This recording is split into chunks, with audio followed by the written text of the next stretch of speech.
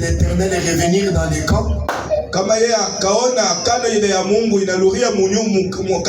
il n'avait pas retenu ses émotions. Frère Branham dit la danse c'est un signe de la victoire. David a dansé, il a perdu même sa taille. Il est devenu très court comme ça.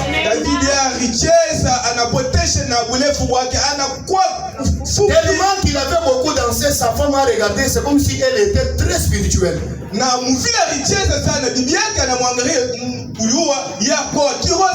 ça c'est quel type du roi? Devant les gens comme ça qui dansent jusqu'à perdre la taille. Quand Dieu a regardé cela, il a frappé sa femme de la stérilité. On danse pour moi, c'est moi le roi. Toi tu dis que c'est ton mari qui est le roi. Allez, alors quand vous voyez quelqu'un danser, laissez-les danser. C'est la marche là qui m'a vraiment fait manquer la danse. Ou sinon j'allais danser. Alors sans plus tarder, nous vous demandons de vous lever. Nous disons d'abord un mot de prière avant d'ouvrir les Saintes Écritures. Merveilleux Jésus, nous voici encore une fois de plus dans ta présence bénie par cette belle opportunité que tu nous as donnée. Seigneur Dieu de grâce, nous sommes des êtres souillés. Aucun de nous n'a le droit de toucher cette sainte Bible. Voilà pourquoi, Seigneur, connaissant notre petitesse, connaissant nos manquements, nous t'invitons afin que toi, le glorieux Saint-Esprit, l'auteur même de cette parole, que tu puisses descendre au milieu de nous, d'où détourner, Seigneur, les pages de cette sainte Bible, de pouvoir nous donner quelque chose autour duquel nous allons parler, et enfin, qu'à la fin de cette réunion, Seigneur, tes enfants puissent dire, c'est Dieu qui était en train de nous parler. Amen. Nous comptons sur toi. Je m'efface de la scène et je te laisse la place, pour que toi-même, Dieu, tu prennes la prééminence du début jusqu'à la fin. Au nom de Jésus-Christ, le Dieu de Branham. Amen. Et restez debout. Nous prenons Hébreux chapitre 10. Hébraïm chapitre 10. 5 à 10.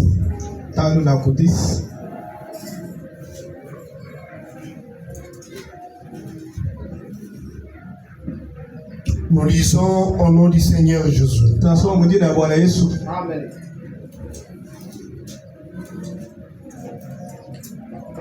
C'est pourquoi Christ, entrant dans le monde, dit, tu n'as voulu ni sacrifice ni offrande, mais tu m'as formé un corps. Tu n'as agréé ni holocauste, ni sacrifice pour les péchés. Alors j'ai dit, voici je viens. Dans le rouleau du livre, il est question de moi, pour faire, ô Dieu, ta volonté.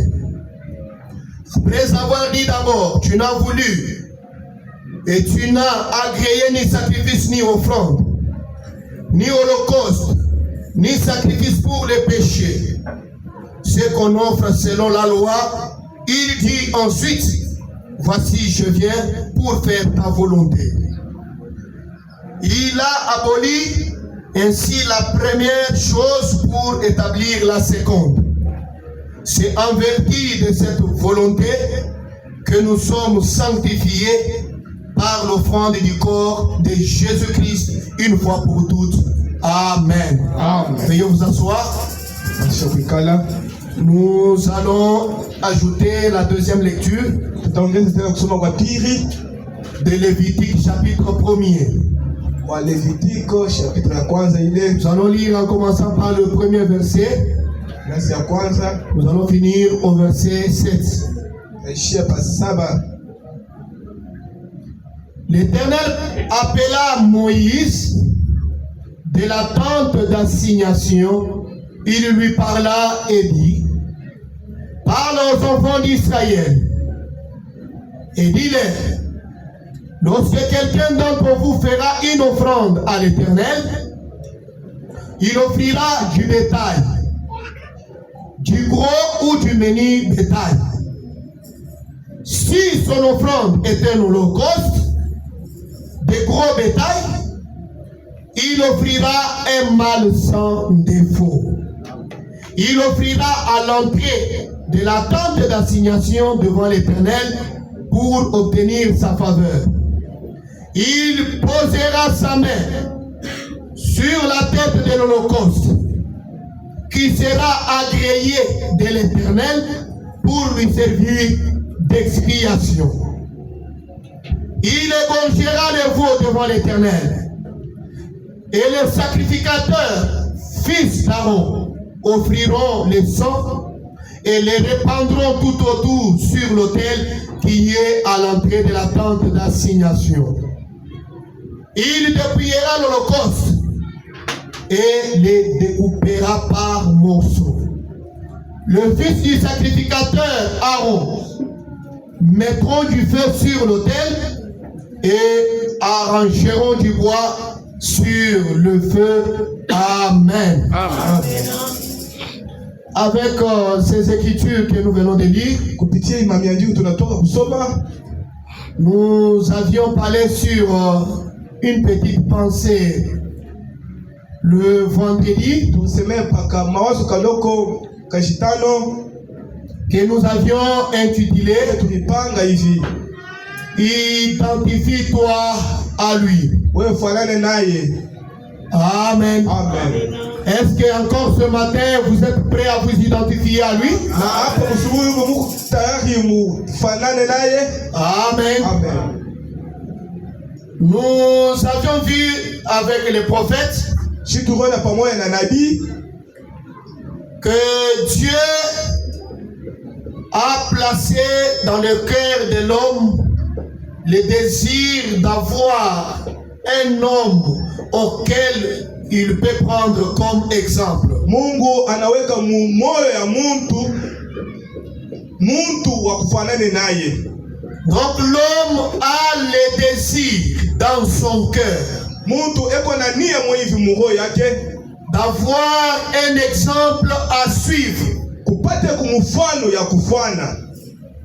Branham nous a dit que c'est Dieu qui a placé les désirs là dans l'homme. Na nabii anasema ni Mungu anaweka ile nia mumuntu. Le désir d'avoir un homme pour exemple. Nia ya kupate kumuntu sa mfano wa kufana. Amen. Et nous avons vu que comme Dieu avait déjà placé ces désirs-là dans le cœur de l'homme, na shi tuliona muvile Mungu aliweka ile nia mumoyo ya muntu.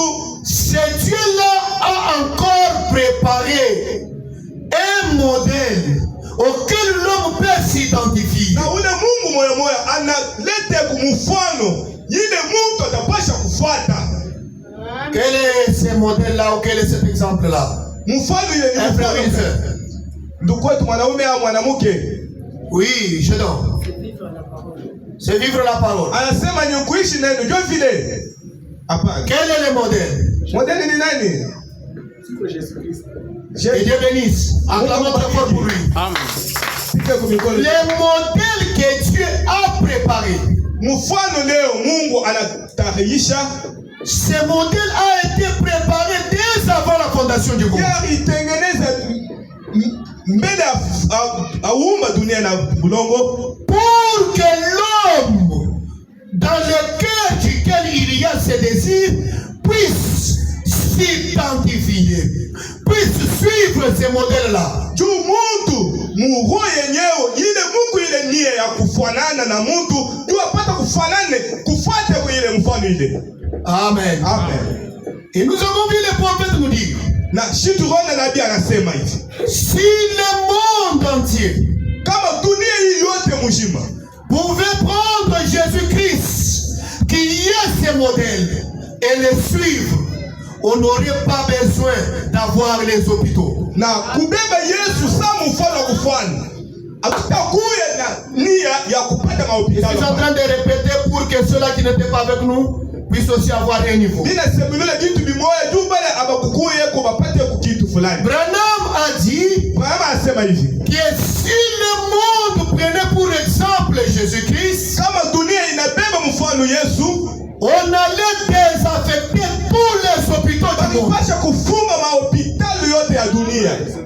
Si on pouvait prendre Jésus-Christ pour modèle, kama tulipasha kubeba Yesu sa mfano, il n'y aurait pas des enfants affamés. Hatutakuwa na watoto wa njaa. Si on pouvait prendre Jésus-Christ pour modèle, kama tutapasha kubeba Yesu sa mfano, il n'y aurait jamais de vagabonds dans des rues. Hatutakuwa na batombozi. Si on pouvait avoir Jésus-Christ pour modèle, kama tukipasha kupata Yesu sa on mfano, n'aurait même pas besoin de la police. Hatutakuwa besoin na ba police hapa. Si on avait Jésus-Christ pour cet exemple, on n'allait jamais avoir de cours et de tribunaux. Hatutakuya kama tuna Yesu sa mfano, mafashi ya kwenda kutukumu hapana. Branham dit toutes ces choses existent. C'est parce que l'homme n'a pas pris Jésus pour exemple. Bila vyote biko juu mtu ashibeba Yesu sa mfano hapana.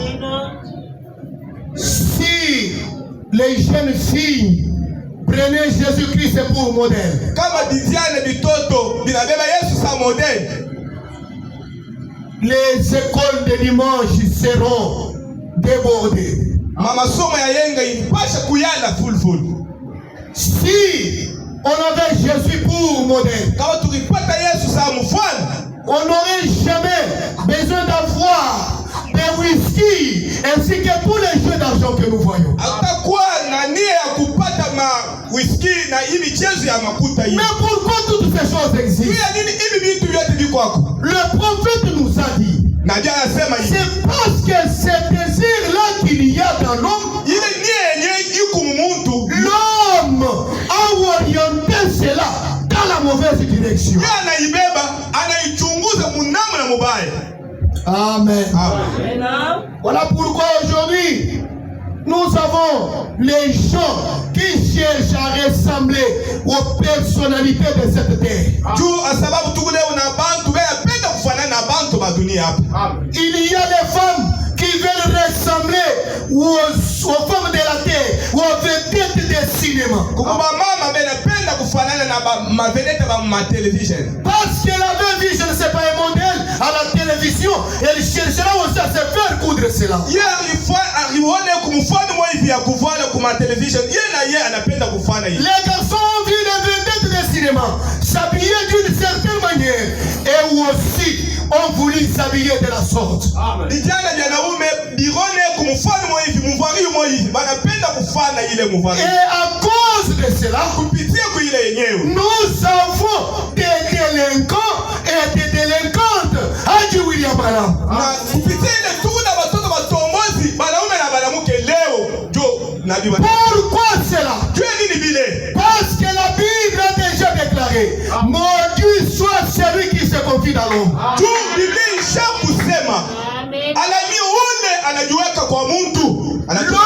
ne peut rien produire. L'homme ne peut pas donner quelque chose qui peut donner la vie.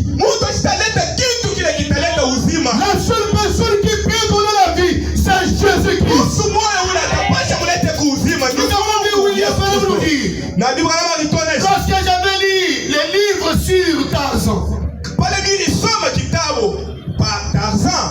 j'avais découpé le tapis de ma mère pour me coudre une salopette. J'ai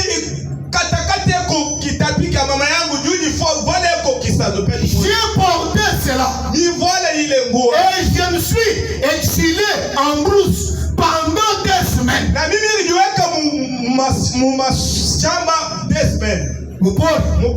Je pouvais commencer à sauter d'un arbre à un autre.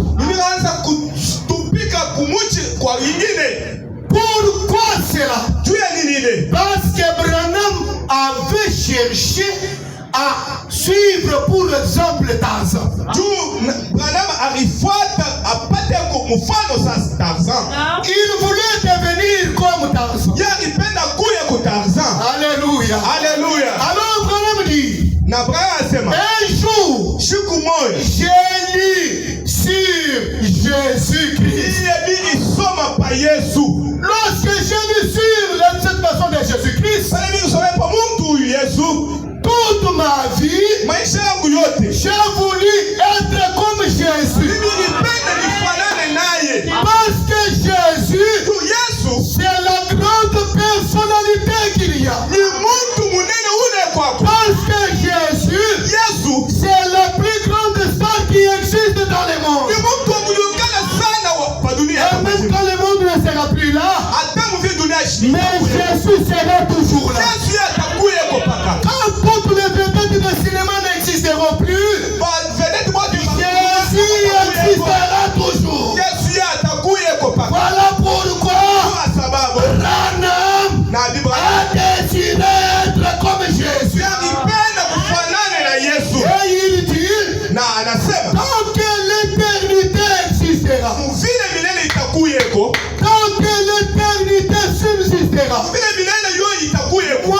Branham, Mi Branham je rendrai grâce à Dieu nitaweka utukufu pour la personne de Jésus-Christ. kwa mtu Yesu Kristo. Pourquoi cela? Depuis que je me suis identifié à lui, Tangu mimi nafanane naye, Jésus a changé ma vie. yeye anabadilisha maisha yangu. Jésus a changé ma vie. Anabadilisha maisha yangu. Laisse-moi te dire ce Acha matin, nikuoneshe ubusubuhi. si seulement tu peux accepter Kama utapasha kuchika, de s'identifier à wewe Jésus, ufanane na Yesu. ta vie sera aussi Maisha changée. yako itakuwa ya kubaki. Parce que Branham nous a dit, Tu Branham anasema il n'y a aucune personne hakuna hata mtu mmoja qui a rencontré les calvaires yeye anakutana na et kavivio. qui sont restés la même. Yeye anabakia mpaka moja moja Toute moja. personne qui rencontre les Mtu calvaires, yote ule il y a anakutana toujours quelque chose qui se passe. mpaka kitu kimoja kinapita maisha. S'il était orgueilleux, Kama yako kiburi il devient douce. anakuwa mpole. Si il était l'homme de querelle, il devient tendre et gentil. Kama kwa mtu wa kusema sema sana anakuwa mtu mpole.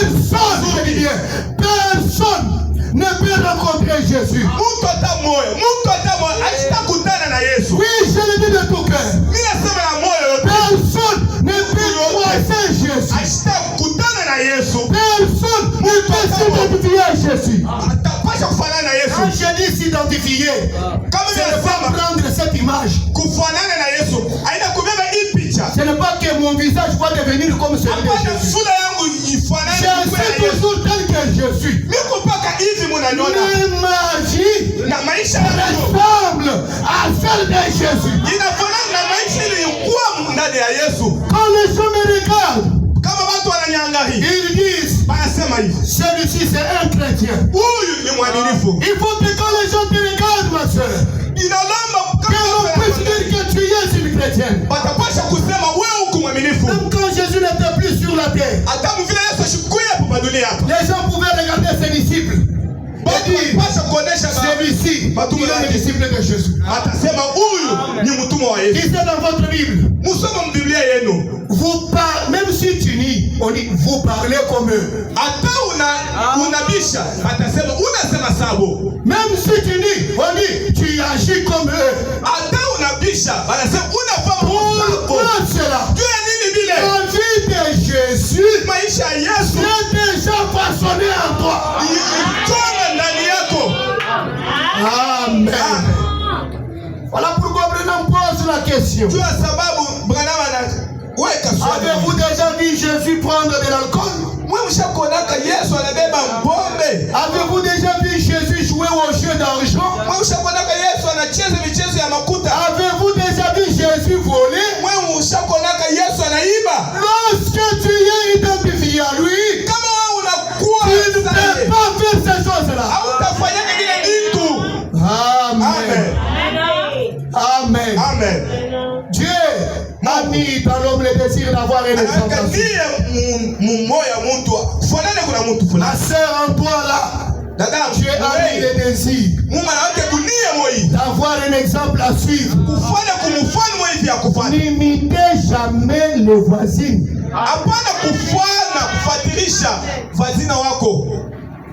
N'imitez jamais un collègue ou une collègue. Mais identifiez-vous à la vie de Jésus-Christ. Amen. Si les gens aujourd'hui, je suis dans le message, s'identifient à Christ. Parce que c'est le message qui nous a permis de faire tous ces bruits. Si les gens aujourd'hui, avec ces grands désirs, cette grande ambition de ressembler à quelqu'un qu'on prend pour exemple, s'il prenait Christ comme exemple, il y aurait on pourrait licencier tous les policiers du pays. Tout le monde serait humble et doux. Et Branham dit quelque part, si tout le monde était comme Jésus, on va fermer toutes les usines de munitions et des armes.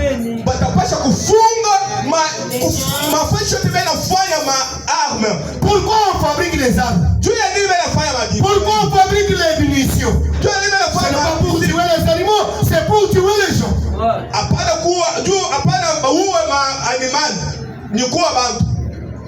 Et quand quelqu'un tue, pourtant la Bible dit que la vie est sacrée. Iko ya kamilifu wala takatifu. Si quelqu'un avait en lui la vie de Jésus, il ne tuerait pas. Donc cette nature est dans l'homme. Mais il l'oriente vers là où il ne faut pas. Il se donne un homme pour. Et vous savez, la Bible dit que nous sommes maudits lorsque nous prenons la chair pour la paix. Voilà ce qui est à l'origine de beaucoup de choses. Ce sont nos kiosques à journaux pleins de magazines obscènes. Nos maisons qui sont pleines de photos.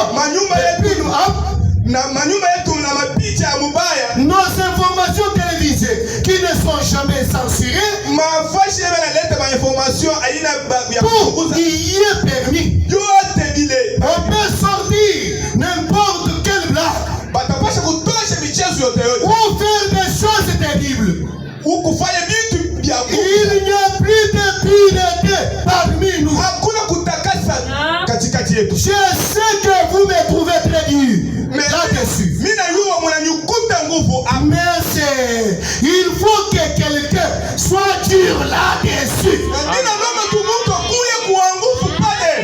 Il faut que quelqu'un soit rigoureux sur toutes ces choses qui sont en train de se commettre. Il faut absolument quelqu'un qui le fasse. Amen. Et nous avons vu comment on peut s'identifier à Jésus.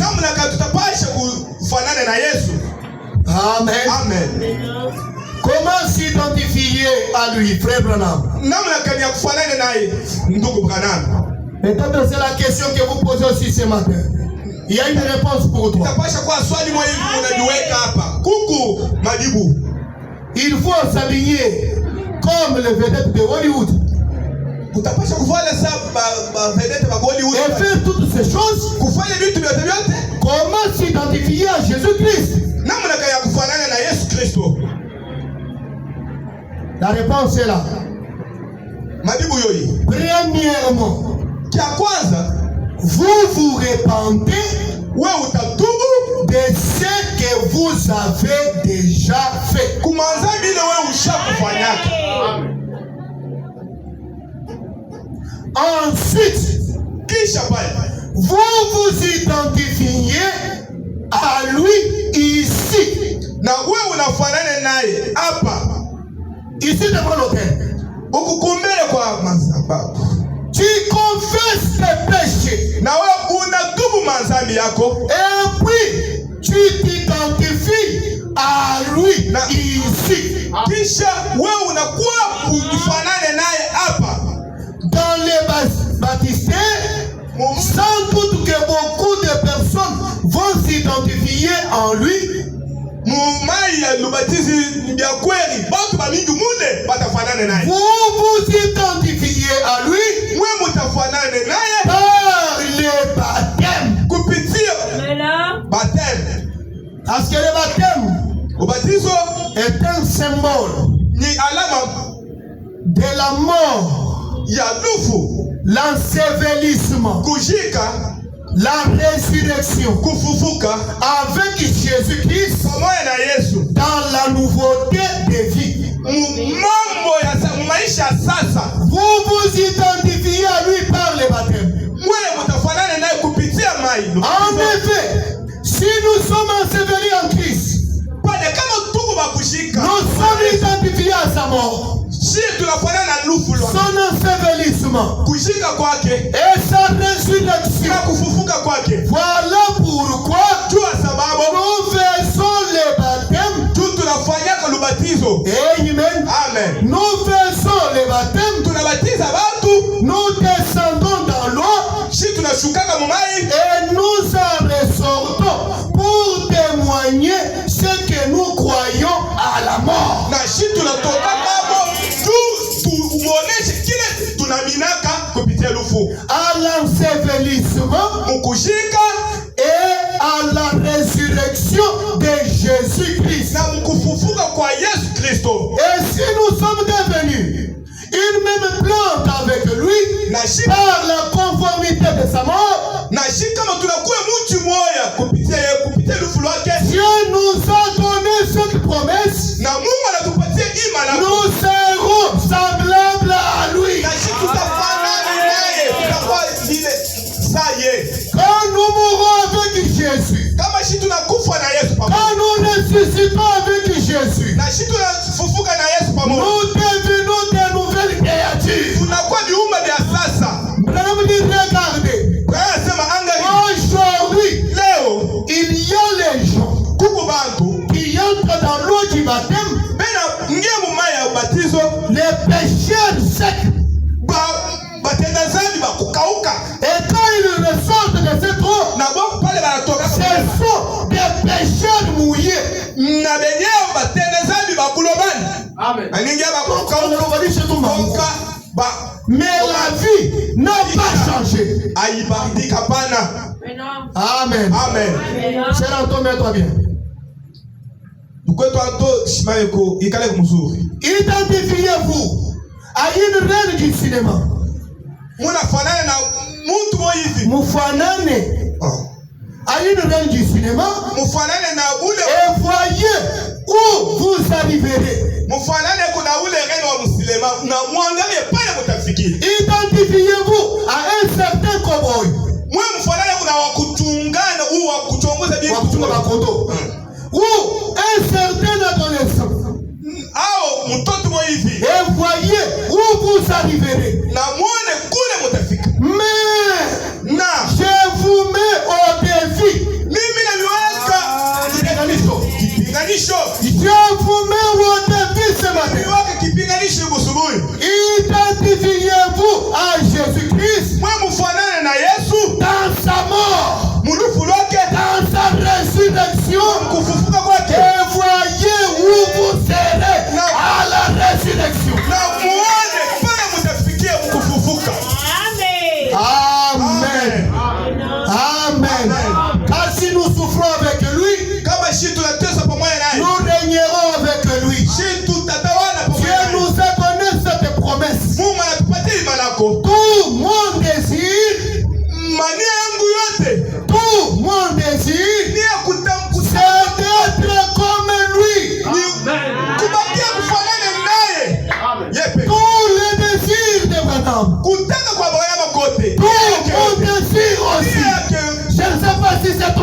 aussi.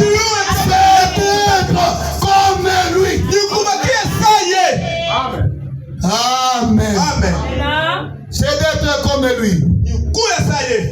Dans l'Ancien Testament, lorsque un homme voulait s'identifier dans la maison de Dieu, il prenait tout ce qu'il pouvait trouver de plus innocent.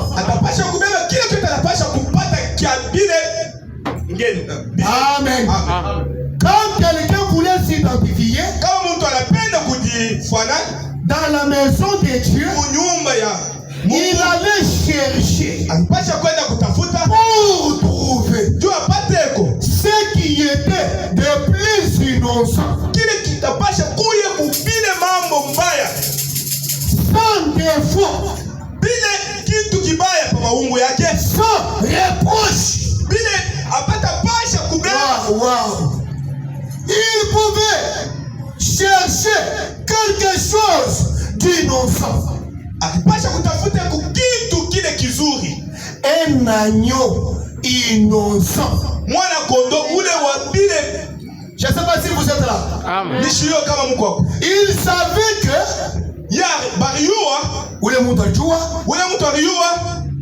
l'agneau n'avait pas péché. Puisqu'il ne connaissait pas les péchés. Est-ce qu'il y a un animal qui connaît les péchés?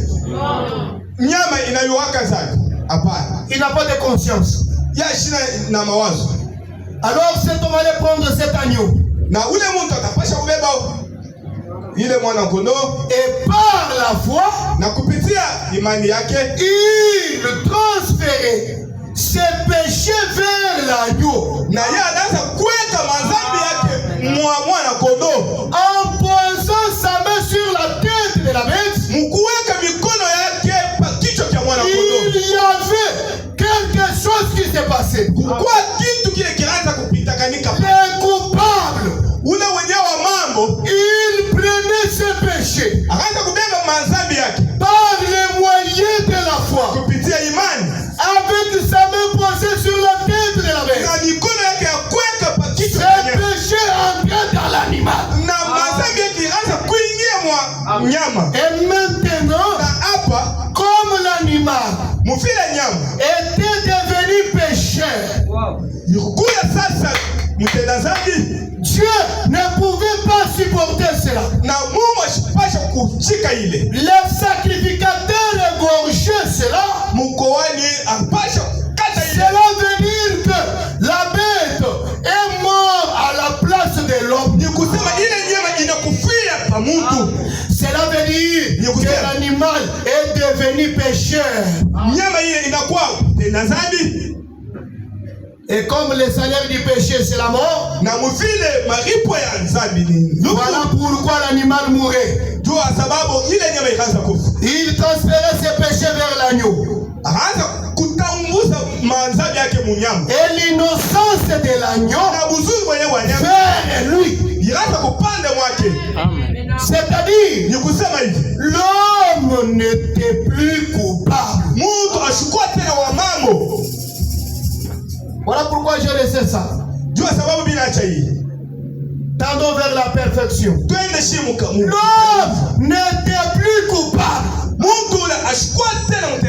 Parce qu'il avait déjà pris l'innocence de la bête. Et la bête avait pris ses péchés à lui. Cet homme vivait par un acte de foi. Pour avoir obéi à ce que Dieu avait dit. C'est ce qu'il faisait. Mais il ressortait du temple avec le même désir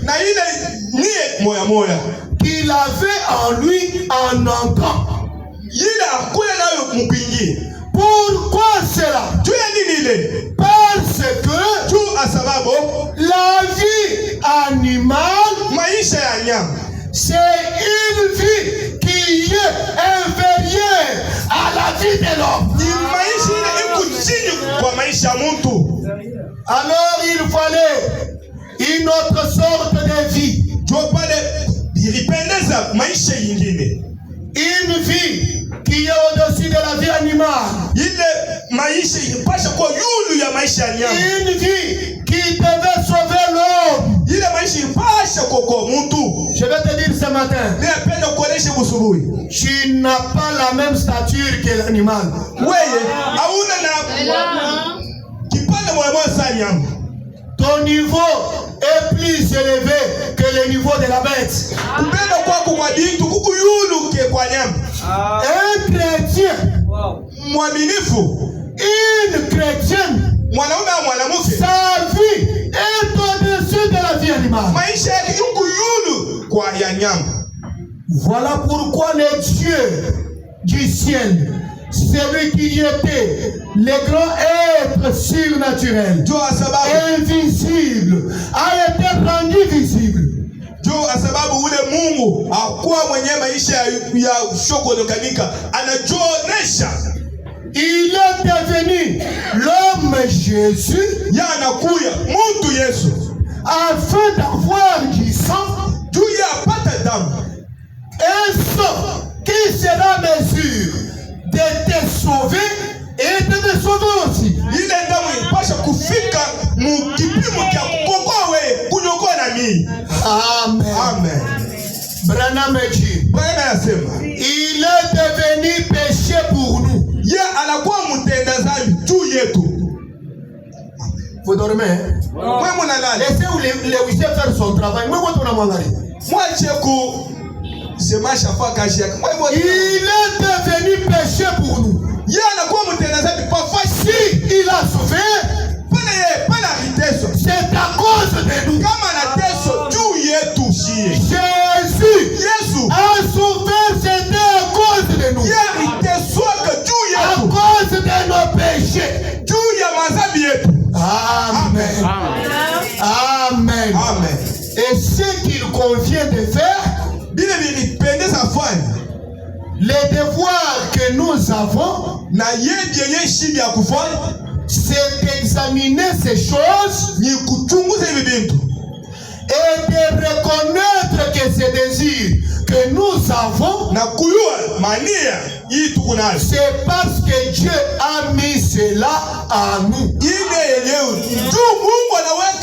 Pour créer en nous, nous pousser à vouloir lui ressembler. Dieu Mungu a mis ses désirs à nous.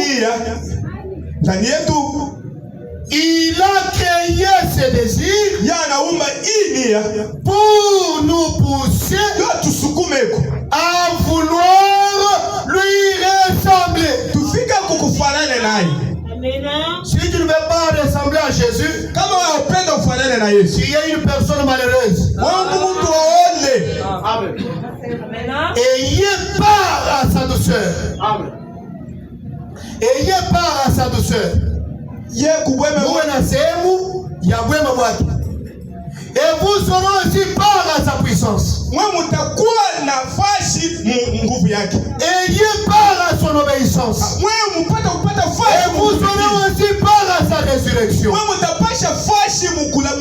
Parce que celui qui n'a pas l'obéissance, il n'a pas droit à la résurrection. Qu'est-ce que Dieu ressuscite? C'est sa nature qu'il a placée dans l'homme. Et si toi tu n'as pas la nature divine en toi, donc quand tu meurs, comme meurt le crapaud. Pourquoi? À l'intérieur de toi, il n'y a pas cette divinité-là. Il doit expérimenter la résurrection. Faites tout ce que Dieu dit de faire. Que Dieu vous donne ce désir-là. La chose la plus grandiose que que je puisse concevoir. Ile mitapasha kupata kuchunga. Kuwaza kupata, c'est d'être comme Jésus. Ni kuya sa Yesu. La chose est grandiose. Kitu kia kinene. Que je puisse concevoir. Ile mitapasha kuchunga kupata. C'est d'être comme Jésus. Ni kuya sa Yesu. Amen. Tu peux envisager wewe utapasha kupenda d'être, je ne sais pas combien PDG de quelle entreprise. Ukuye kumtajiri mmoja hivi wa kampuni moja hivi. C'est bien. Ni mzuri. Mais si tu deviens ce PDG là, kama unakuwa mtajiri ule, sans Jésus dans ton âme, bila Yesu munafsi yako, tu ne vaux rien. Wewe una kitu. Kumbule. Je sais que c'est trop fort. Mais c'est la vérité. Ni vya nguvu, ni kweli.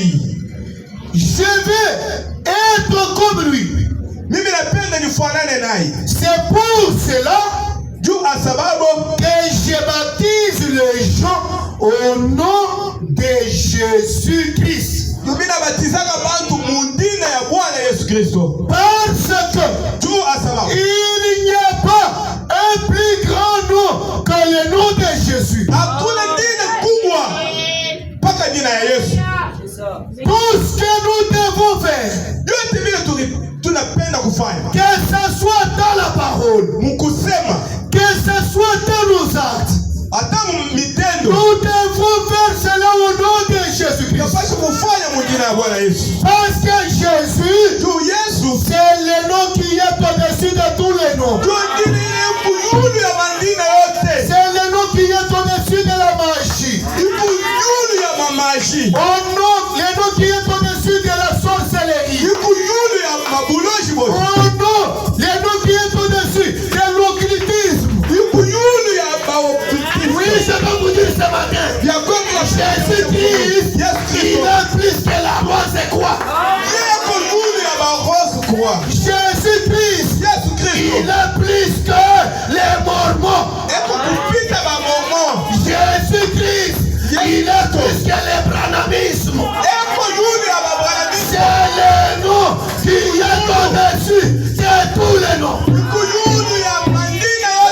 Si nous faisons quelque chose, cela doit être fait au nom de Jésus. Pour chez nous, au ciel comme sur la terre, est censé fléchir au nom de Jésus. Toute langue est censée confesser que Jésus est Seigneur. Quand on cite le nom de Jésus-Christ, les démons tremblent. Les maladies quittent. Toutes les puissances ténébreuses se taisent. Pourquoi cela? Jésus est le plus grand nom. Le plus grand être qui puisse exister. J'ai besoin d'entendre un amen. J'ai besoin d'entendre un amen. Nous prêchons ici au nom de Jésus-Christ. Nous chantons ici au nom de Jésus-Christ. Amen. Dans le message de la perfection,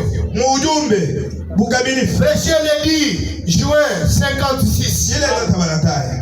Paragraphe 49, je descends, mais dit ceci. Eh bien, quand j'étais pécheur, Amen. Branham reconnaît qu'il était pécheur. Tu veux faire de Branham naissant. Quand j'étais pécheur, j'étais un léopard. Alléluia. Quand j'étais pécheur,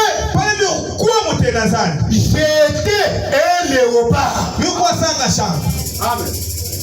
Plus, j'essayais d'arrêter ceci et d'arrêter cela, par sa force, n'est-ce pas? Branham me dit,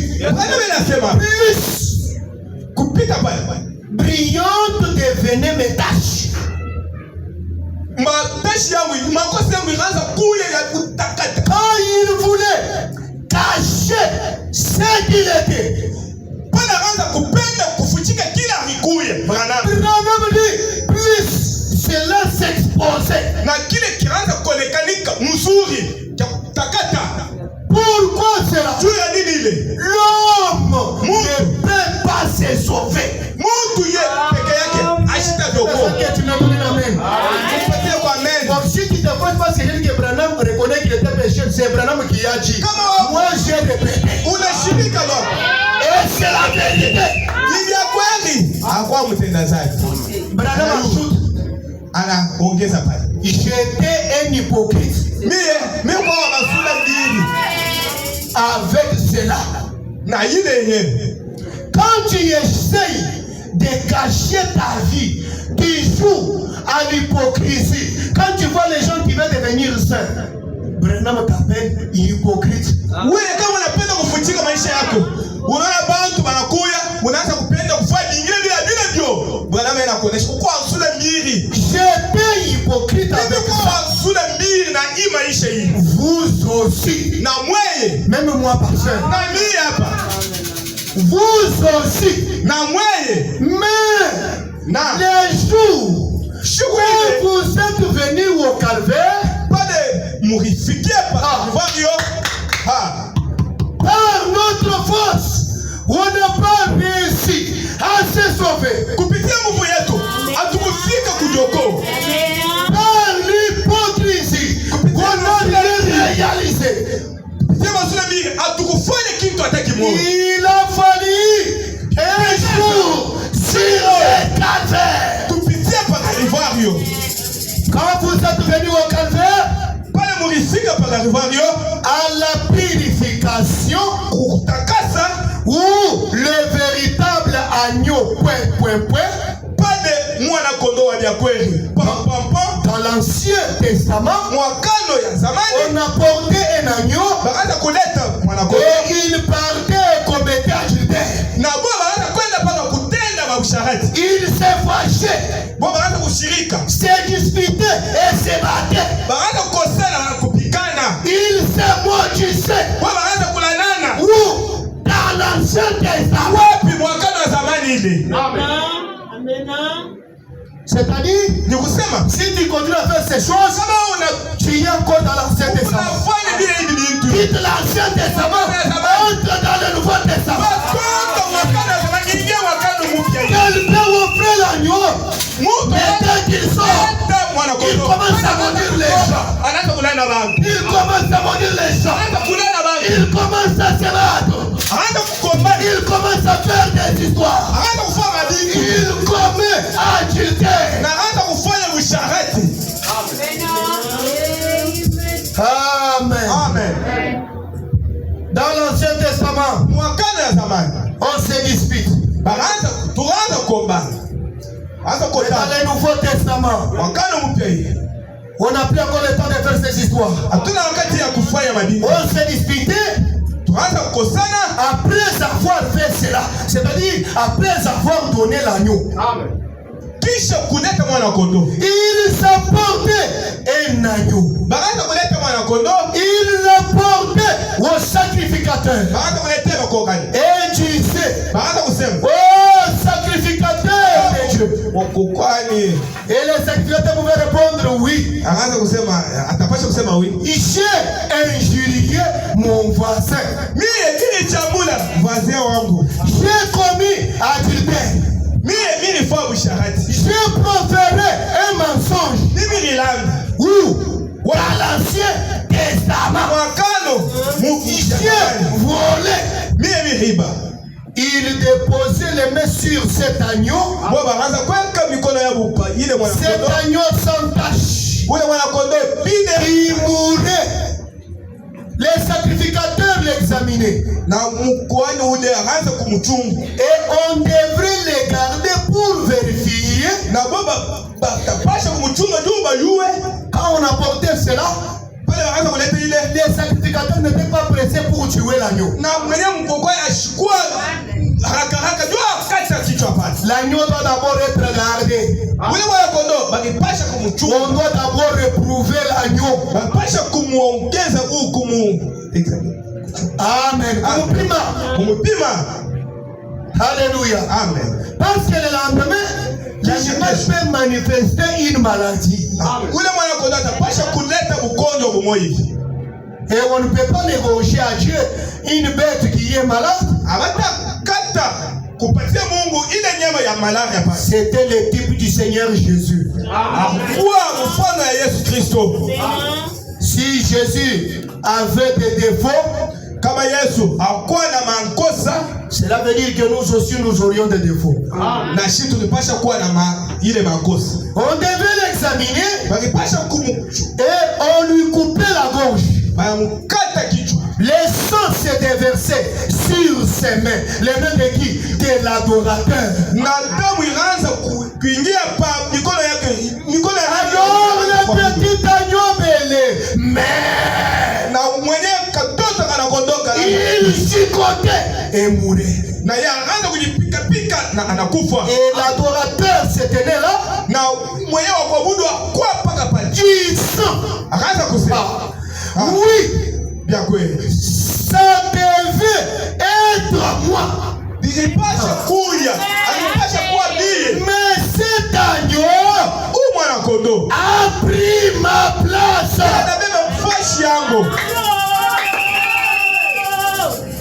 C'est moi qui allais mourir de la sorte.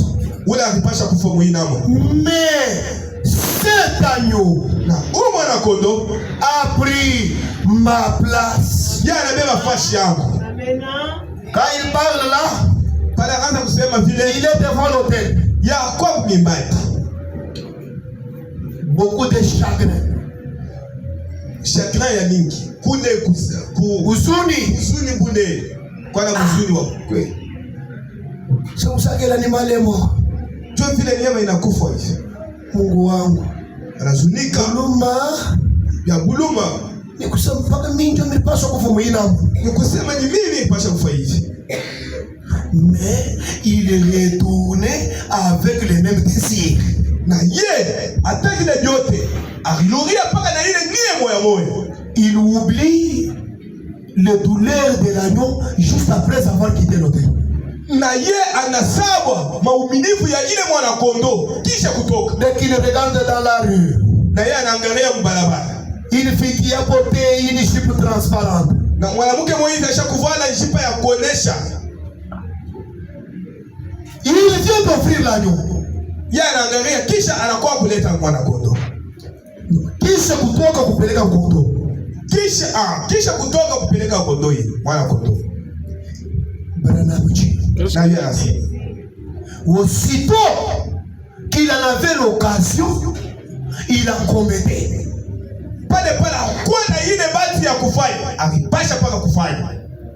C'est ce que les gens font aujourd'hui. Vous trouvez mon frère Aigle, il regarde. Personne ne me voit. Il pose l'acte. C'est ce que fait les gens aujourd'hui. Ils viennent confesser et disent j'ai telle et telle chose. Ils rentrent et font votre face et commettent les mêmes actes une fois de plus. Ils adhèrent à une église et à tel ou autre. Et si un petit quelque chose commence, eh bien, il faut à telle église ou à tel ou autre. Mais de quoi cela était-il l'ombre? C'était imparfait. Cela ne pouvait jamais ôter le péché. Mais c'était l'ombre d'une véritable double cure à venir.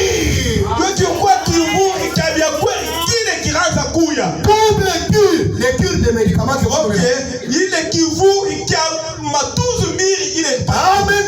Donc, ce que nous avons reçu aujourd'hui, Qui est chic de la paupière? c'est une double cure. Ma 12 000 ya dawa. Il est. Cet agneau Il est. Voilà quoi? était l'ombre Il y a quoi? du double cure qui allait venir. Il y a ma 12 000, il est pas chaque coup. Écoutez, et quand Jésus le Fils de Dieu Kama pale Yesu mtoto wa Mungu vint et mourit au calvaire, anakuya anakufia ukarimu. une fois que l'adorateur place ses mains sur la tête du Seigneur Jésus Pale wakuabudu kama anaweka tu mikono yake kwa Yesu. et se rend compte des cris et des pleurs à la croix, Na yeye anawaza kile kenye kilipitaka kwa Kalvari. de cette mort, Kupitia ile lufu, de cette souffrance à notre place. kupitia ile mateso kwa fashi yetu. Écoutez, c'est lui qui devait payer cela lui-même. Yeye alipasha kuleta kulipa ile yepe. Dans les profondeurs de l'enfer, Mungene ile. où il devait aller, Mule alipasha kweli. il s'est rendu compte Yeye anajiona que Christ Kristo. avait payé le prix. Yeye analipa maripo. Toi qui devais aller en enfer, Wewe ulipasha kwenda mungene. lorsque tu viens à la croix, Kama unakuwa tu kukaribia. regardes les souffrances de Jésus. Unaangalia ile Tu mateso. regardes la profondeur de l'enfer. Wewe unaangalia burefu wake. Et tu dis, Na wewe unasema Seigneur, Mungu, j'ai béni ton Saint-Nom. mimi nabariki jina Parce lako. que c'est moi qui devais aller en enfer. Ni mimi nipasha kwenda Mais mungene. toi, Jésus, Wewe Yesu. tu es parti en enfer. Wewe unaenda Pour mungene. que moi je change de direction. Mimi nipata kufufuke. Amen. Alléluia. Haleluya. Amen. Alléluia. Haleluya. Il s'est rendu compte que Christ, Ye anakuta Kristo. il s'est rendu compte que Christ Ye anakuta sema Kristo avait payé à sa place et il confesse ses péchés. ye alipa ile maripo na anza kutaya. L'adorateur se rend compte que Jésus a payé le prix. Et qu'est-ce que lui fait? Il confesse ses péchés. Wakuabudu anajua Mungu analipa maripo yote. Ye anaanza tu kutubu madhambi yake. Amen. La Bible dit, Biblia inasema hivi. une personne qui ne confesse pas ses péchés ne prospère pas. Mungu ule ashatuwake, ule ashituwake madhambi yake ashendelee. Dieu, il est toujours prêt à nous écouter, à nous entendre. Mungu yeko paka tayari atushikie, atuelewe. Qu'est-ce qui empêche? Ni kini kenye kina Tu suis ça? C'est le péché non confessé. ni madhambi ile atuyatuwaka. On doit se dire la vérité. Si tutapasha kuoneshana kweli afasi. Quand tu fais quelque chose, Kama unafanya kitu kimoja hivi, pour toi tu fais la page comme ça. wewe unabeba ile kitu, unakikunja, unakisabu. Mais Dieu Mungu ye n'a jamais fait passer la page. ile wewe unafanya ile, Mungu ashipitishe ile. Eko nayo mwakili yake. Natembea nayo. Quand toi tu marches là, Pale wewe unatembea. quand tu penses que tu es un homme qui est en train de marcher, tu es une femme qui est en train de marcher. Pale wewe unawazia huku mtu ule unatembea. Et quand Dieu lui regarde, Pale Mungu c'est toujours ce péché-là. Amen. yeye anaangalia mpaka ile madhambi ile Et ukifanya. quand tu te mets dans la prière, Seigneur, Seigneur, Na Seigneur, pale unakuwa makofi mbele Mungu. Seigneur, Bwana. Seigneur. Bwana. Regarde un hypocrite, Yeye anaangalia huyu mtu wa sura mbili. ce qu'il a fait là-bas, il n'a pas encore arrangé. Puis il dit, Kile yeye atafanya Seigneur, pale, ashatengeneza anasema Seigneur. Jésus a dit, Yesu anasema, ce n'est pas tous ceux qui m'appellent Seigneur, Seigneur, qui entreront. aina bana bwana anasema, Bwana. Baya watingi. Mais ceux-là qui font la volonté, Bapigeni banani? Bana bena fa mapenzi ya baba yangu. la volonté du Père, c'est quoi? Mapenzi ya baba ni nini? Confesser ses péchés. Ouais. Quand on les a commis. Wewe tubu mazambi yako ile unafanya. Pale wewe unaifanya. Non, ouais, ichunga tu, ichunga. Hapana, wewe ichunga. Uichunge. Unaimakazine. Ne viens pas pleurer ici. Hapana kuria. Tu vois quitter une église à une autre. Wewe utenda mkanisa fulani kwa Les églises ne font pas l'expiation du péché. makanisa haifanyake mazambi. Expiation. Non, je vais venir chez Pasteur Zaché parce que lui prêche beaucoup. Comme ça, les péchés seront oubliés. Bongo. Les péchés seront expiés quand tu vas confesser. Mazambi itakuwa ya kutakasa pale wewe unaitubu. Tu as volé quelque chose d'autrui, restitue. Wewe uriba kitu kia benyewe. Baba, wewe ulurishi. Tu as menti. Allez dire à la personne, mon cher, ma chère. Tu vois, quand je te disais comme ça ce jour-là, je t'avais menti. Wewe ilanda, wewe ndaonesha. Ndugu, dada, pale mimi nilikonesha hivi. Nilikulanda. Le diable nous séduit. On commence à dire, unaona kama mimi sikulanda pengine batabu nitoshe kukashi. Bakutoshe kukashi njoo Mungu. Mungu atakufutia hiki. Sasa bwana kitombosha anasema, pale mimi nikataka kuonesha kweli, bali pasha kunitosha ukashi. Bakutosha kashi wewe usema kweli. Tu gardes le travail, mais à la fin de ta vie, tu pars en enfer. Wewe unachunga kashi yako mzuri ile. Mwisho ya vyote ngeni. Amen. C'est la vérité. C'est ça le ciel gratuit. Tu es mbingu ya bule bila kulipa makuta. Wow. C'est le message des grandes personnes. Ni ujumbe ya bantu bakubwa ili kufanya. Si je prêchais Dieu dans la chair humaine ici, tout le monde ici allait pousser des cris. Mais je suis en train de me voir, je me dis, je suis devant mon église ou bien une autre église. C'est ça dans la chair humaine. Je disais à mon fils ici que les gens pensent que Dieu dans la chair humaine, c'est seulement dans le corps des frères. Dieu là doit être aussi dans ta chair. Si seulement il reste dans la chair de Branham, c'est-à-dire nous avons échoué. Et quand Dieu entre dans la chair, il n'y a pas de péché. Il ne peut pas entrer là où il y a le péché. Parce que le Saint-Esprit de Dieu n'est pas une voix susceptible.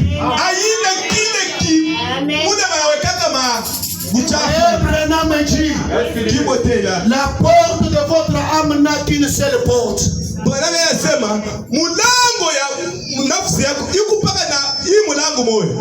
Si l'incrédulité y est, c'est-à-dire la foi n'y est pas.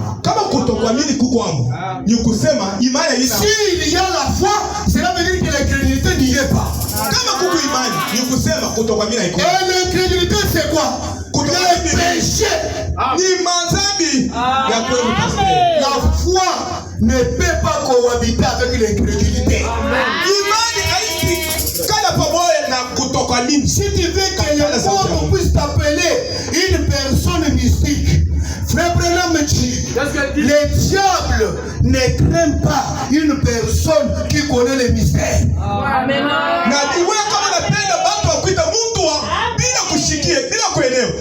Le diable craint toujours la vie qui est sanctifiée.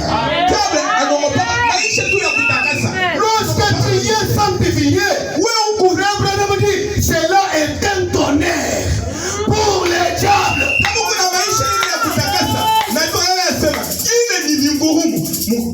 Quand le diable te regarde, il ne peut pas s'approcher de toi. Pourquoi cela? Tu as la sanctification toi.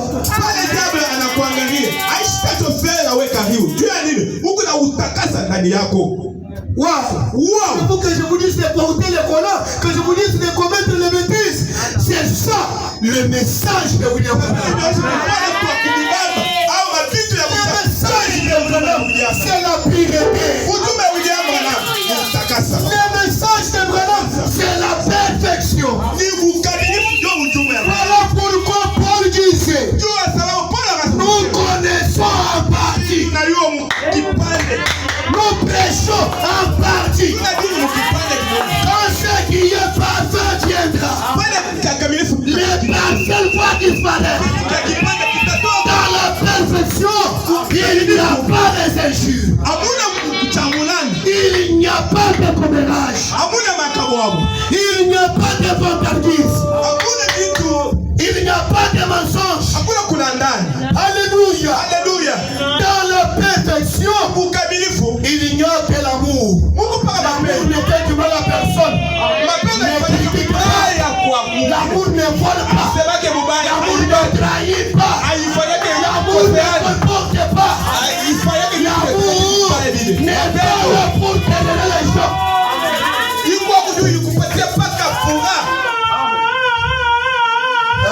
Amen. Alléluia. Alléluia. Oui, c'est la vie qui sortait. Et la cellule du sang était sur sa main. Les mains de qui? De l'adorateur. Wow. Ce ne sont des adorateurs ce matin. Le sang sur leurs mains. La vie entourée l'autel. La vie de l'animal entourée l'autel. La vie de Jésus entourée l'autel. Mais la vie de l'agneau ne pouvait pas revenir sur l'adorateur. Même il avait confessé avoir été en erreur. Et que l'agneau avait pris sa place. En effet, un adorateur a une âme. Amen. Et l'âme, c'est la personne lumière. Amen. Il a une âme. Il ne pouvait pas mener une vie comme un animal, c'est vrai. Mais Dieu, Dieu relève les deux champs difficiles. Deux champs se relèvent. Et puis nos deux canaux se diriger vers cette église-ci. C'est ma prière.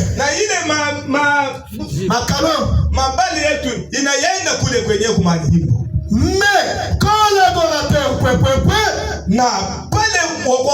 c'est lui qui entend mes paroles et qui croit celui qui m'a envoyé à la vie éternelle.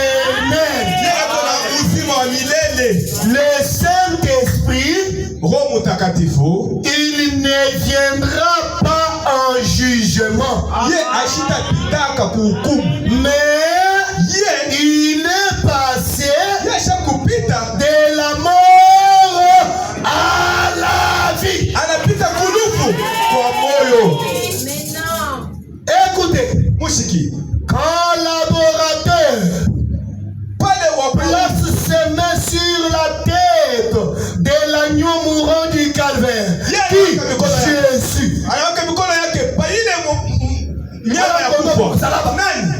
Jésus confesse ses péchés et que Dieu reconnaît que c'est la vérité de son cœur. Il confesse son péché. Cette vie environnante appelée le Saint-Esprit de Jésus-Christ revient et entre dans l'adorateur. Cette vie entre dans l'adorateur qui confesse de tout son cœur.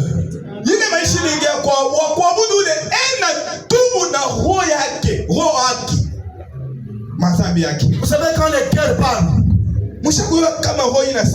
c'est différent avec les lèvres. On va se dire la vérité. Lorsque le cœur parle, on n'a pas besoin de te pousser par force. hakutakuwa lazima kukusukuma kwa nguvu. Apita kuya. La Bible dit, si votre cœur vous condamne, Dieu est plus grand que votre cœur. Kama moyo yako inakuhukumu, Mungu wa mbingu ni munene kupita moyo yako. Et lorsque le cœur t'impose à faire quelque chose, kama moyo yako inakupuse kufanya kitu moja, même si les kinyamanyama ici refusent, hata kimwili kikinakataa, toi tu seras obligé de le dire. Na wewe ukutua uiseme, utaitiri paka. Oh, utaisema. Si tu dis que tu as la sorcellerie, nous allons te tuer. Kama unasema huko na buloshi tutakua, ce soir nous allons te tuer. Hii manga tutakua. Mais quand ton cœur kama roho yako moyo yako a déjà senti que ce n'est pas important d'avoir ce fardeau, na inashikia tu vas toujours les compter. aina ya maana kupata Mungu mshitu roho yangu, wewe utaitubu. Bajue. Et pour votre information, abastakou. Quand le cœur a déjà parlé, cela veut dire que c'est Dieu qui est derrière ce mouvement-là.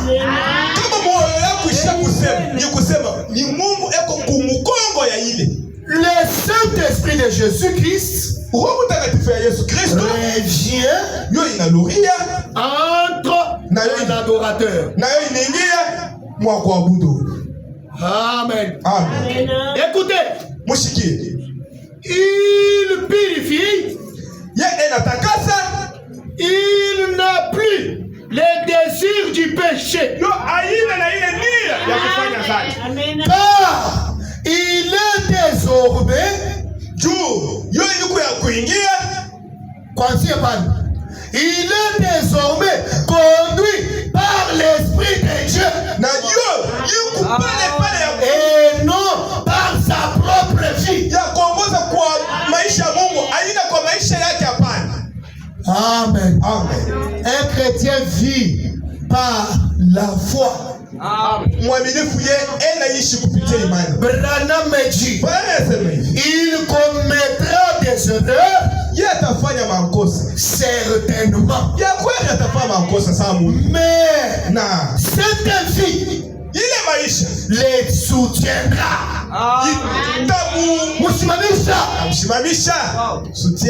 Il commettra des erreurs.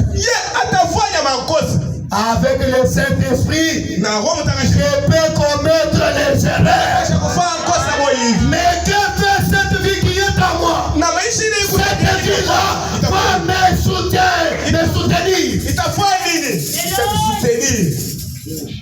Amen. Cette vie les soutiendra. Toi, tu es mon enfant. Malgré que tu es tombé,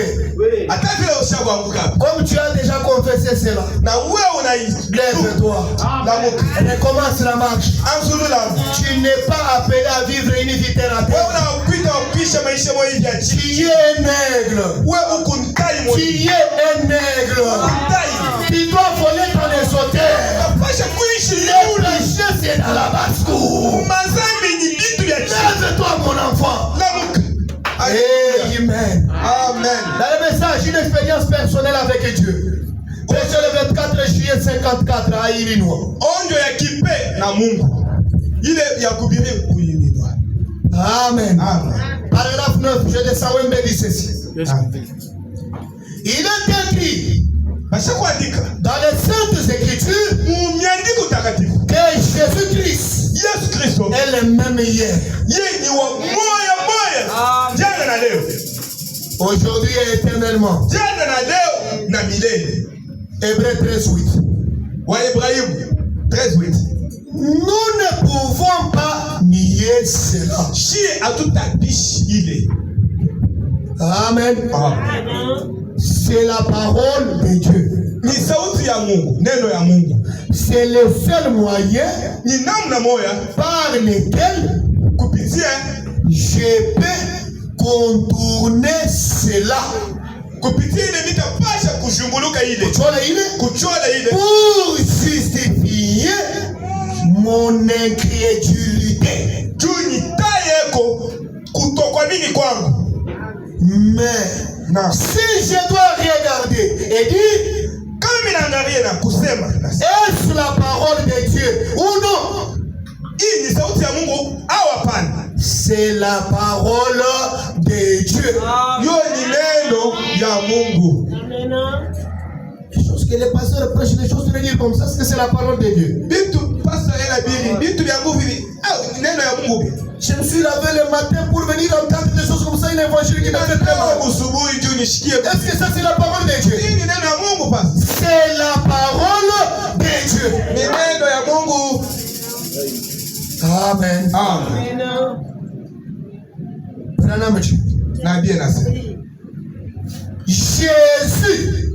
Jésus, il ne prétendait pas être une personne importante.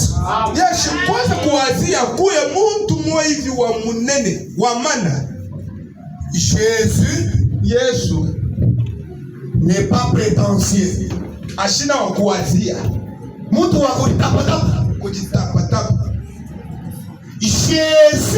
Jésus n'est pas prétentieux. J'ai besoin d'un amen. Et nous voulons avoir sa vie, s'identifier à lui.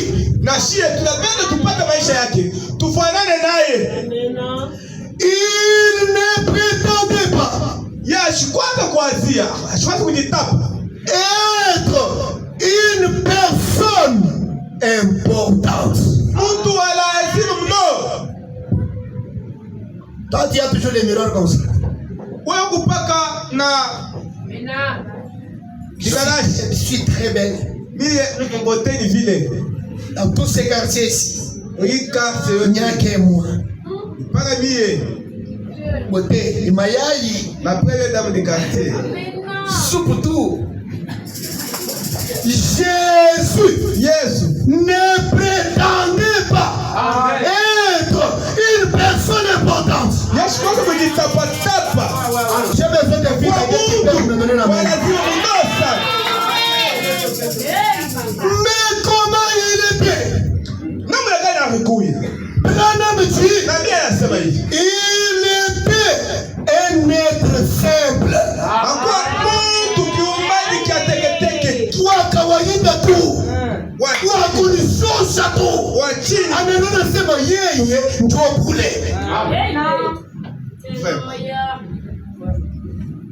Il n'était pas prétentieux.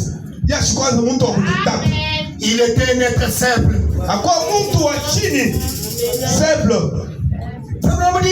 Il y a les gens qui adorent même leur beauté. Ils adorent même leurs cheveux. Ne vous temez alors.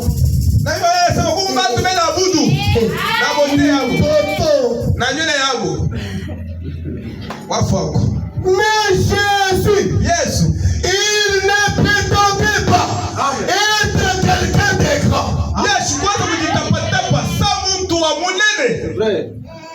Alléluia. Et aujourd'hui, on porte une petite veste, je ne sais pas, de $150. Quand on marche dans la route, on regarde les autres comme si ils sont sales que nous. Quand un frère vient pour t'accueillir, vous vous séparez. Donc lui est sale. Jésus ne prétendait pas être une personne importante. Alléluia. Et moi, je dois m'identifier à lui. Mon prophète dit, Dieu aime une personne plus quand Dieu l'élève, plus lui s'abaisse.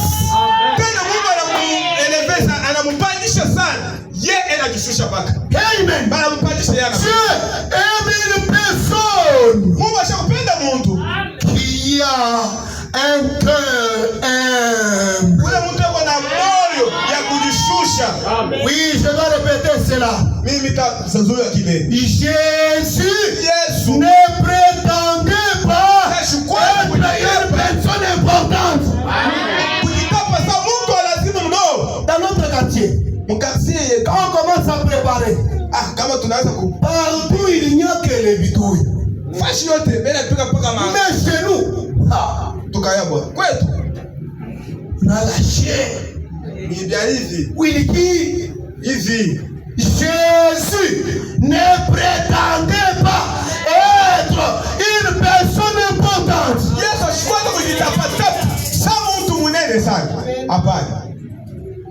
Est-ce qu'il n'est pas ajouté? Non, je sais qu'il y a des enfants de Dieu, ils diront cela et ils vont vivre à la hauteur de cela. Branham dit, il était un serviteur.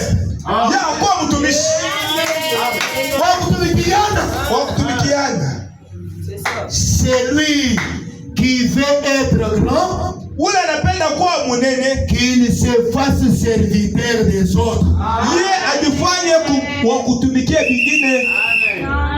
Alléluia.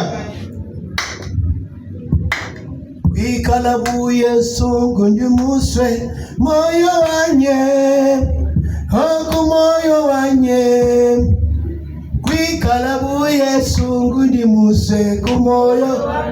Mais tu as fait ça. Maintenant tu veux que je dise quoi? Pour que je lui demande pardon. Est-ce que moi je marche sur son front? Si le front même là c'est la route, qu'il puisse me barrer ça.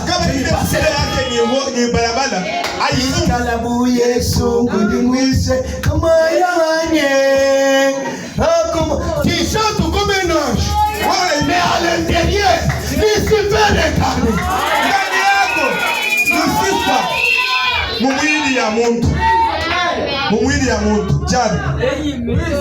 Il était un serviteur. Il y a même aujourd'hui des femmes quand ils servent leur mari. Elle va bien cool.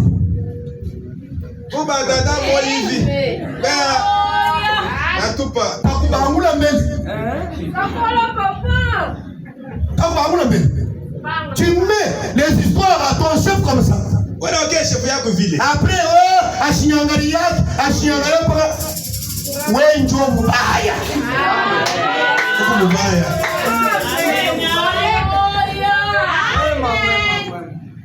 il était un serviteur. Il était le fils de Dieu. Il ne s'est pas fait aucune réputation. Mais parce que tu es un oncle député provincial. Nous sommes, tu sais, famille présidentielle. Famille présidentielle. Tu me cites pourquoi? Moi ici, je suis petit frère de Félix. Mais Jésus, il ne s'est pas fait la réputation.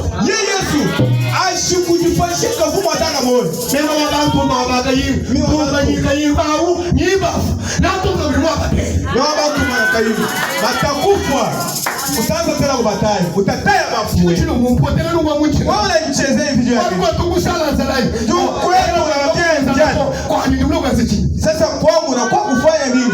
Kwangu hakuna njani. Mi wabantumba kayinga. Kalanga tena hani mugenji nyiba bunji. Amen.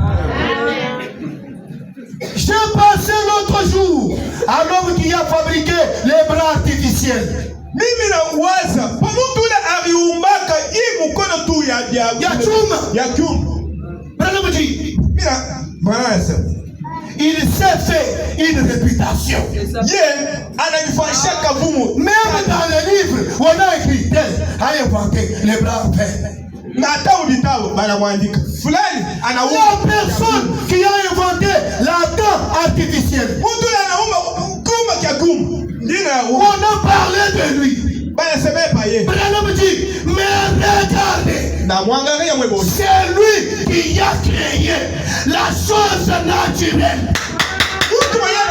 Celui qui a créé le modèle, il ne sait jamais faire la réputation. Quand quelqu'un invente le vaccin, il faut que le monde entier parle de lui. Mais Jésus, qui guérit toutes les maladies, ne s'éteint jamais la publicité. Alléluia. Alléluia. Alléluia. Alléluia. C'est moi qui ai inventé, c'est moi qui ai fait ceci. C'est être prétentieux. J'ai besoin d'un amen. J'ai besoin d'un amen. J'ai besoin d'un amen. Jésus n'était pas une personne prétentieuse.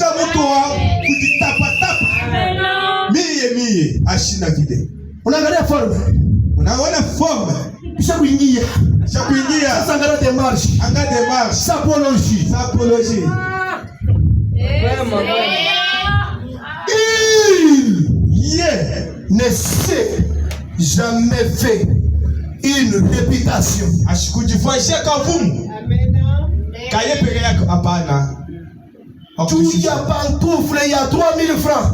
Il faut que tu mujime yuwa sema wewe ndio unafanya biashara. Ndio unazopanda kwa barabara au unakula kudenda. Ile yote ni nini banyoni? Makoni.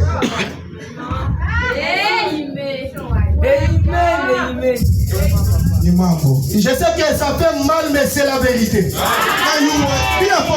je n'avais aucune intention de vous faire mal.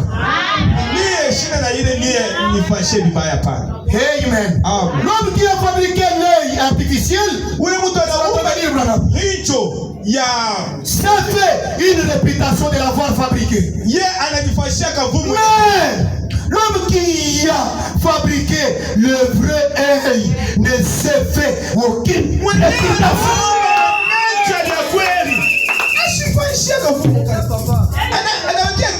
Qu'est-ce qu'il a fait? Il s'est abaissé. Et qui était-il? Il était Jéhovah Dieu.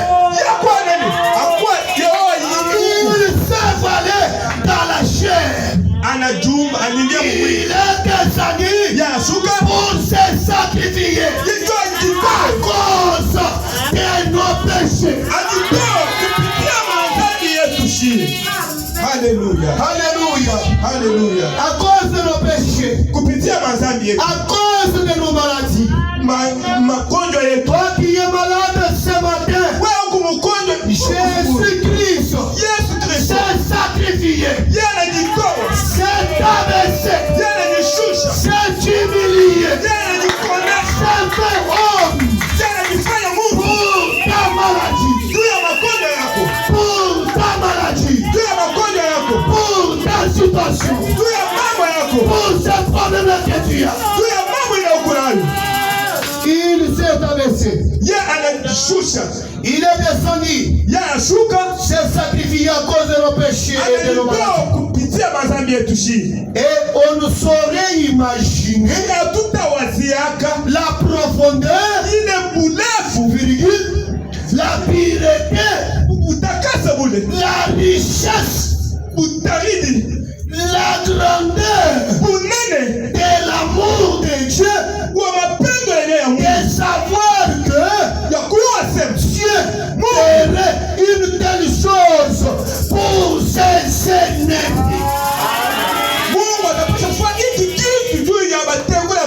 Ses ennemis. Il a fait ça pour ses ennemis. Il s'est sacrifié pour ses ennemis. Il s'est abaissé pour ses ennemis. Alléluia. Alléluia. Je me dis souvent que si Dieu était disposé à mourir pour ses ennemis, écoutez, pour sauver ses ennemis de l'enfer, il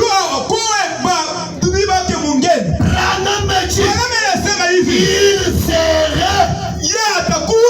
dispensé enfants. Atunza magonjwa ya watoto wake.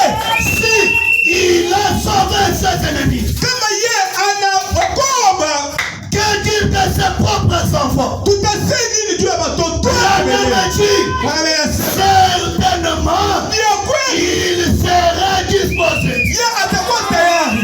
C'est quoi ce matin? Mimi naamini Il est disposé. yeye ako tayari. Je le crois encore. Mimi naamini Il est disposé. yeye ako tayari. Je le crois de tout cœur. Mimi naamini Il est disposé yeye ako tayari. à guérir ses enfants. Atunza watoto wake. Amen. Amen. Amen. Amen. Maintenant, vous pose la question. Weka swali bwana. Ne le pensez-vous pas? Wewe mwazie kuvile. Je le pense.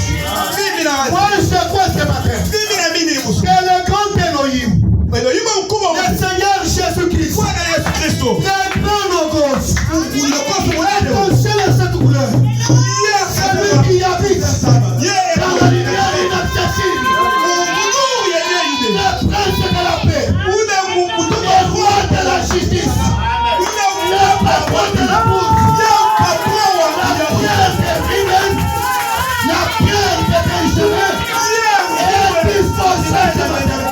ako tayari kushukuru Mungu. Je dis bien, il est disposé. Mimi nasema mzuri. Je répète bien, il est disposé. Yeye ako tayari. Je le répète bien, il est disposé. Yeye ako tayari. Haleluya. Il est prêt pour le faire. Eko tayari karibu alifanya. Dans ces grands tourbillons d'activités de l'époque, de premiers apôtres, Kushughuruka huku kwa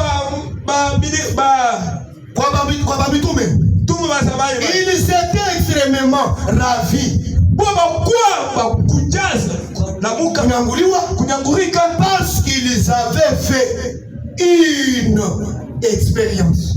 Juma walifanya onjo. Wow. Laissez-moi vous parler. Pour cette expérience. L'expérience, ce n'est pas maîtriser, pointer le canon ou frapper sur la cible. Onjo aina kujua kuweka pale penye pamama. Les apôtres, ils ont été ravis. Mitumu wake bakwa bakunyangulu. Bana banyangulu. Parce qu'ils avaient fait une expérience. Juma walifanya ku onjo moyizi. Quelle est cette expérience? Yenye onjo ile ni nini? Le Saint-Esprit.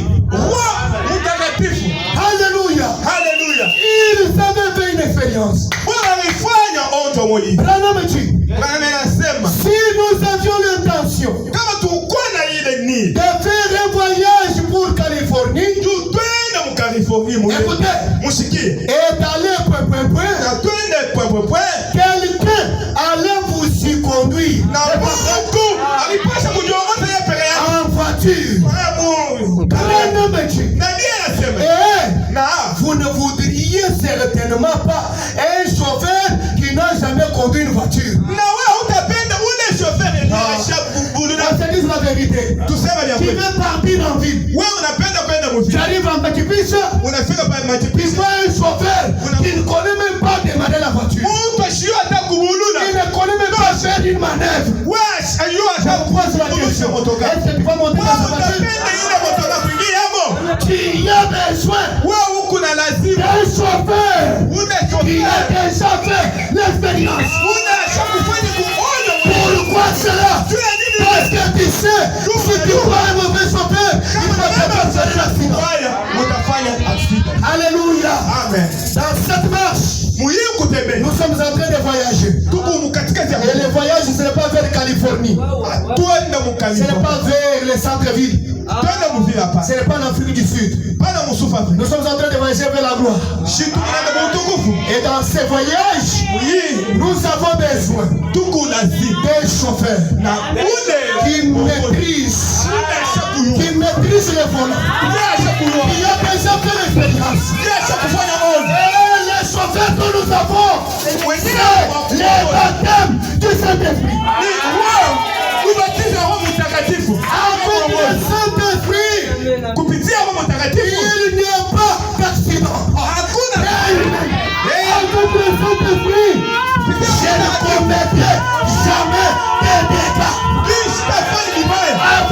Saint-Esprit, ma destinée est première assurée. Les apôtres ont fait l'expérience. Si vous aviez l'intention, vous deviez subir une intervention chirurgicale ou une chirurgie dentaire. Vous ne prendriez certainement pas quelqu'un qui ne sait pas de quoi il parle.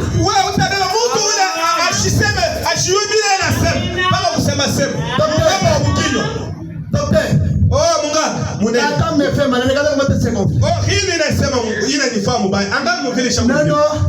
non, là il faut d'abord te soigner les pieds. Quand tu regardes, celui-ci c'est un charlatan. Alléluia. Il y a des choses que vous commettez comme erreur. Vous trouvez quelqu'un qui est malade, il arrive à l'hôpital, on lui remet les mains des stagiaires. Tu ne connais pas ce que tu fais. Il va prendre sur toi. Et il y a les incidents, il peut te tuer. J'ai besoin d'une personne qui a déjà fait l'expérience. Amen. Et ces apôtres avaient fait l'expérience de la Pentecôte. Est-ce que je peux avancer? Ils étaient bénis. Ils éprouvaient une joie divine. Et leur cœur bouillonnait complètement. Le monde entier leur appartenait. Et n'est-ce pas dommage que nous ayons perdu cette joie ce matin?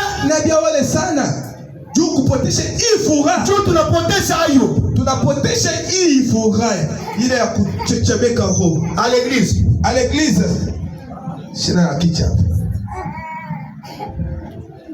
Cela est un signe que tu as perdu cette joie.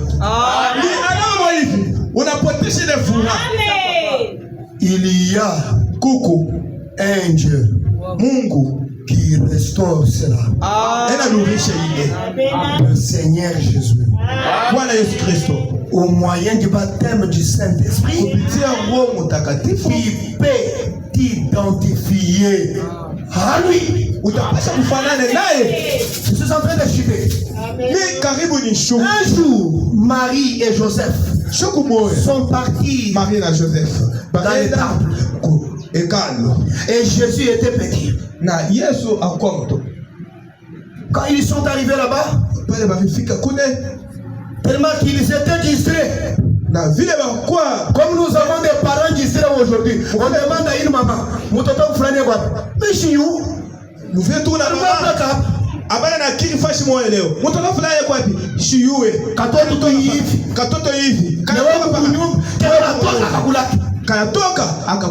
na wewe unapiga fimbo Saint-Esprit na kutoka nyinyi. Kama unampiga hiyo fimbo, nani anakuonyesha Saint-Esprit natoka?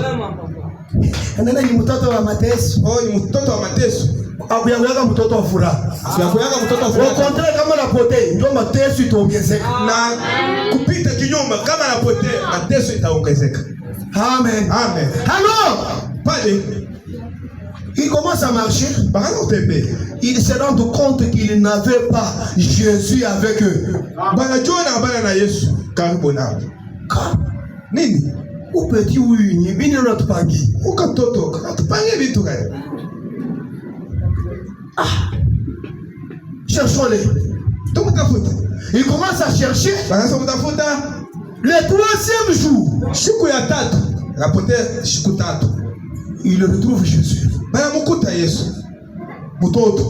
3 jours, en train de parler, de discuter avec les personnes qui maîtrisaient la théologie. Mais ces petits étaient capables de les confondre.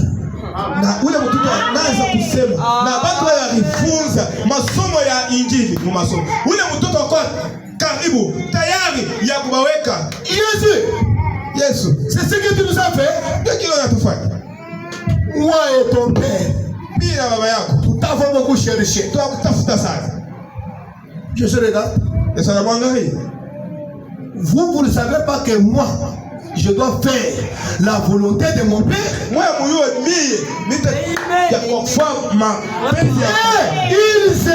tristes. Bon, pourquoi? Mais lui, à cause du royaume, il était content. Laissez-moi te dire, quand on est prédestiné au salut, quand on entend les choses qui parlent sur notre salut, cela nous réjouit.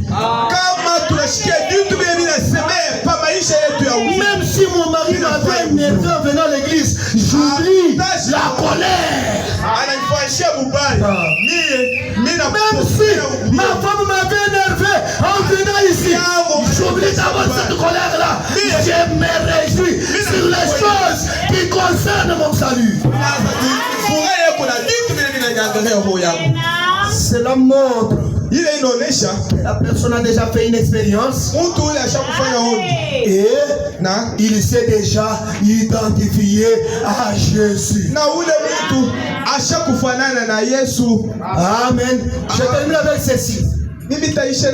Combat ardemment du 15 août 55. Prêcha à Germanie. Paragraphe 22. Oui, Jésus ne prétendait pas être une personne importante.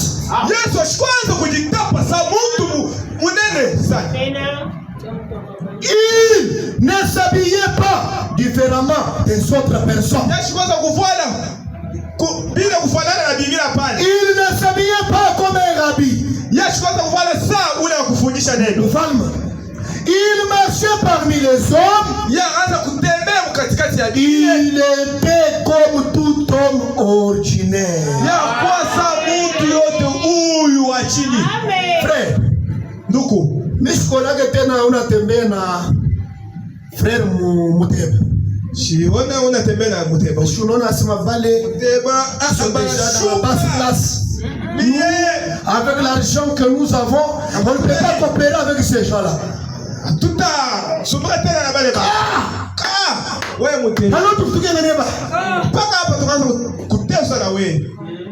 Non, je ne peux pas encore les fréquenter. Tu vois les niveaux, hein? Pas de problème. Les niveaux là, ça va se terminer et nous allons te trouver ici un jour. Parce que quand vous minimisez l'enfant de Dieu, c'est Dieu que vous avez minimisé. Et